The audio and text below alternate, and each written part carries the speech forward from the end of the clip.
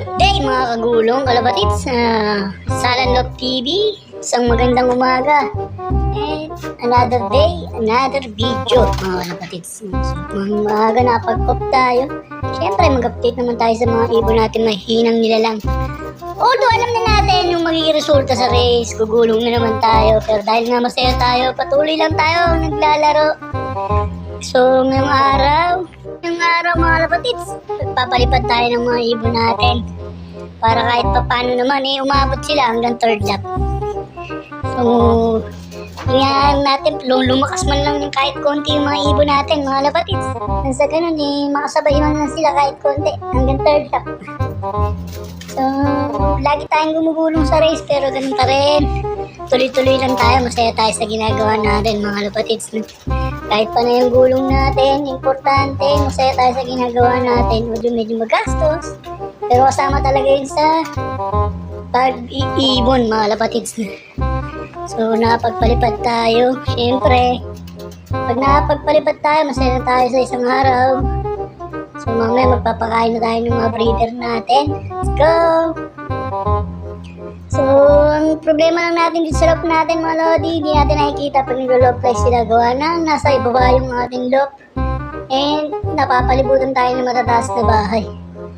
So, dito lang sa pagitan na yan, sa gitna, dyan lang tayo umaasa na makikita natin yung mga ibon natin na nag-loop fly. Hindi natin alam kung dumadapo lang sila o lumilipad nga sila mga lodi. So, maasa tayo na rumuronda sila kaysa naadapo lang sila. So dito sa Middle East, napakainit na maga pa lang. So alam ko naman tutuwod lang mga 2 minutes lang. Let's go! So bahala na sila. Kung ayaw nilang lumakas, bahala sila pagdating ng race. Gugulong na naman tayo. So, basta tuloy-tuloy lang tayo sa ginagawa natin. Masaya naman tayo kahit lagi tayong talo. No?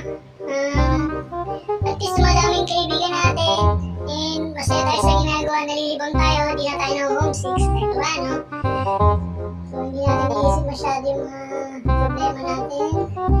So, masaya tayo sa ginagawa. So, sana pala rin naman tayo sa susunod na race. Mapasama naman tayo sa mga top mga lodi. Ayan, dumaan yung mga ibon. Doon lang natin nakikita yung mga ibon natin pag lumilipad. So, dahil yung pwesto natin nasa rooftop tayo. So, napalipat tayo kasi wala na tayo ng landlord. So, napalipat tayo rito kaso yung loop natin nasa baba. So, hindi natin sila nakikita o nag-raging nga sila o dumadapo. So, yan. Naglinis na tayo mga lodi. Sa gayon, makabawi naman tayo sa kalusugan ng mga ibon natin.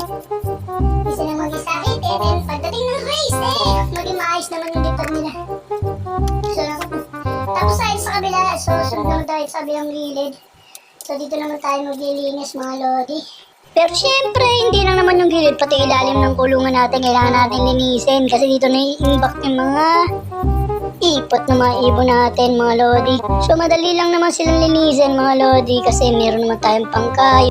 So, mahaba naman yung ating walis, kaya madali lang natin natapos paglilinis, mga lodi. Syempre yan, lalagay na natin sa sako. Nang sa gayon, hindi na nila may wag-wag. So, syempre, pag inayaan natin yan nasa lapag, kakalaykay ng mga ibon natin. And, makakain din nila yung mga patukan na laglag na madumi na, mga lodi. So, yan, natapos na tayo. Syempre, papakainin naman natin yung mga breeder natin, mga kalapatid, gulong. Yan. So, stop breeding na tayo, syempre, pero kailangan pa rin natin alagaan yung mga breeder natin. So, sila na yung mga natitira natin, mga breeder, yung mga nagpupudos ng mga tumatapos sa atin sa race. Sana magtuloy-tuloy. So, nakatapos tayo sa labas, syempre, maglalagay tayo ng patuka dito sa loob, mga lodi. So, yung iba nagpasukan na, pero yung iba, tambay pa sila. So, maganda talaga yung mga ugali ng mga YB, mga lodi, mga gulong kalapatids. Pag YB pa, medyo matitigas yung ulo. So, matagal pa sila pumasok. Pero yung mga may edad na, mga OB natin, ang mga stock bird yan. Mabilis na sila pumasok pag nakarinig ng kalansing yan. So, yung mga young bird, matagal pa yan. So, pag nainitan na sila ng gusto, at nagugutom na sila, tsaka lang sila dun papasok. Ang problema nila, pag nalate silang pumasok, wala na silang patuka. So, hindi ko na sila papatukain ngayon. Bukas na uli. So, madala sila. Susunod, matuto na silang pumasok ng maaga, mga kalapatids na. So, malapit na yung race natin. Ilang buwan na lang, so ang race natin is sa November. Ito nga pala si Andre, yung anak ng champion bird ni Tol Andre. Yan. Naglo-low play na siya. Kahit pa paano, mabilis siya pumasok.